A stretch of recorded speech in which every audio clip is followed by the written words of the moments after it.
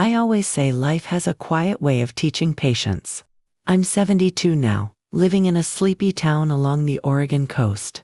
The kind of place where the fog rolls in slow, and the gulls argue over crumbs near the docks. Most mornings, I sit by the window with a cup of chamomile tea, crocheting shawls, mittens.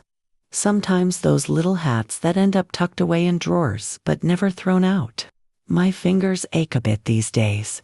But there's peace in the rhythm of looping thread. In watching something simple become something whole.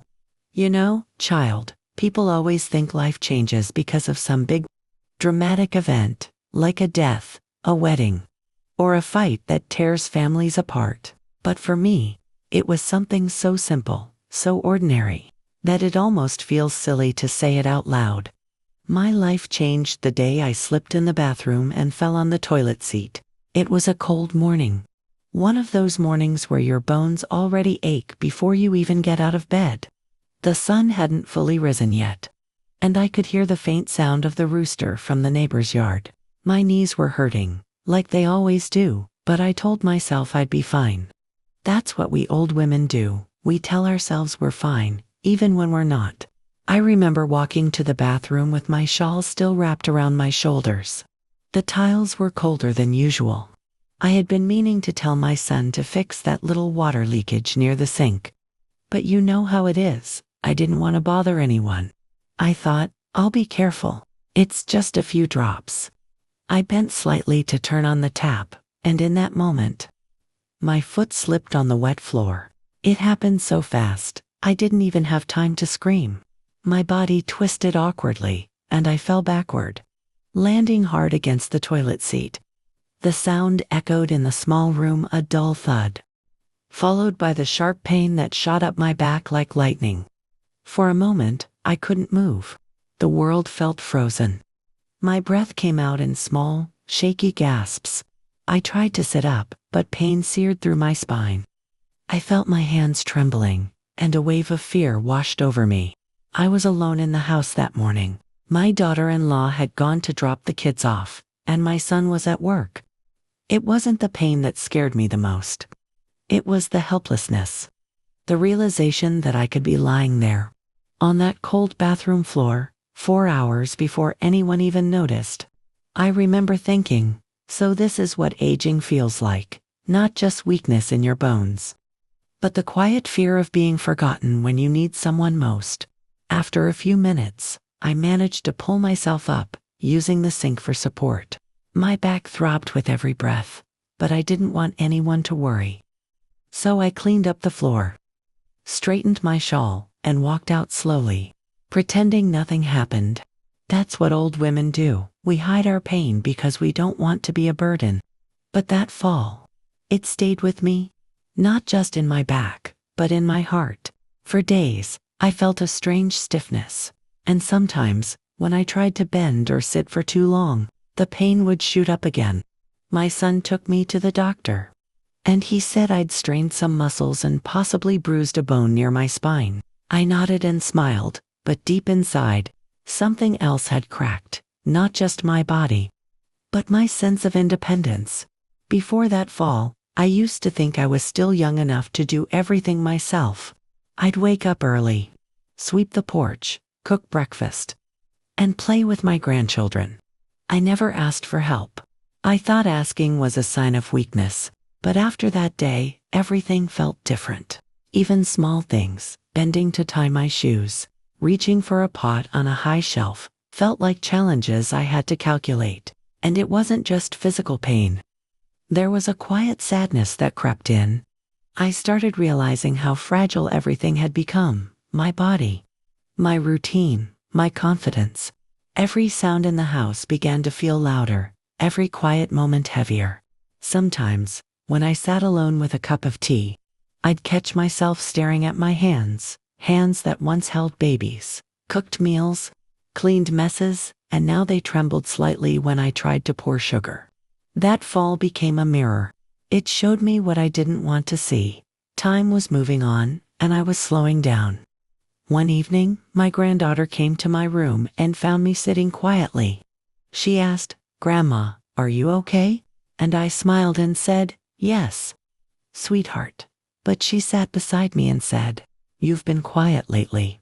It surprised me that someone so young could notice what others missed. So I told her, "You know, darling, when you're young, you think you'll always have time. You think your body will always listen to you. But one day, something happens, something small, and it reminds you that you're not invincible anymore." She looked at me with wide eyes, not fully understanding, but I could tell she felt my words. It wasn't about the fall anymore. It was about what it represented. How one moment of weakness can change the way you see yourself. How aging isn't just about wrinkles or gray hair. It's about learning to live with the body that's slowly betraying you, and still finding grace in it. Over the next few months, my children started treating me differently. They meant well, but it stung. They'd say things like, "Don't lift that," or "Let me do that for you." I knew they were trying to help. But sometimes their kindness felt like a reminder that I was no longer capable. I missed being useful. I missed being the strong one. And yet, that fall taught me something important, something I never would have learned otherwise. It taught me patience. It taught me to slow down and listen to my body instead of fighting it. It made me more compassionate toward myself. When you're young, you think self-care means beauty routines and rest. But when you grow older, self-care means forgiving your body for not being what it used to be. It means accepting help without shame. It means finding joy in smaller victories, walking without pain, sitting in the sun, hearing your grandchildren laugh. Sometimes, when I think back to that morning, I wonder what would have happened if I hadn't gotten up. If I had broken something, or if no one had come home for hours. And you know what scares me the most? Not dying, but dying quietly, without anyone noticing. That thought haunted me for a while. But then, I started doing something I hadn't done in years. I began talking. I started telling my children and grandchildren what I felt, what I needed. I told them when I was in pain, instead of hiding it. I started opening up, not because I was weak, but because I realized silence can be more dangerous than anything else. Now, every morning, before I go to the bathroom, I take my time. I move slowly, carefully. I keep the light on even when the sun's up, because I don't trust my balance in the dim light anymore. I hold the railing that my son installed after that fall, something I used to think looked ugly, but now it feels like a friend, something I can lean on without shame. And every time I look at that little metal bar on the wall, I smile, because it reminds me that even though I fell, I got back up. Maybe a little slower, a little more fragile, but still standing. You see, child, life doesn't stop testing you just because you get old. It just changes the questions. When you're young, the test is about ambition and choices. When you're old, the test is about endurance and acceptance. That one fall taught me that it's okay to fall, literally and metaphorically. What matters is getting back up, even if you need a little help. It taught me that dignity isn't in doing everything alone. It's in having the courage to admit when you can't. Now, when I sit on the porch watching the sun go down, I sometimes chuckle to myself. Who would have thought a silly fall in the bathroom would become one of life's biggest lessons? But that's the thing about wisdom. It doesn't always come wrapped in pretty moments. Sometimes it comes with bruises, bandages, and a sore back that never quite heals. And maybe that's okay. Maybe life was never meant to stay smooth. Maybe every scar, every ache, every stumble has its purpose, to remind us we're still alive, still learning, still human. So, my dear, take care of yourself. Not just your dreams and heart, but your body too. Listen to it. Respect it. Don't wait for a fall to teach you what I learned.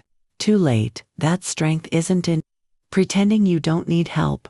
It's in knowing when to reach out for a hand, because one day, you'll be sitting where I am, remembering the day your life changed in an instant and realizing that even in pain, there was grace, and even in weakness, there was strength. If this touched you, please like, share, and subscribe for more stories like this.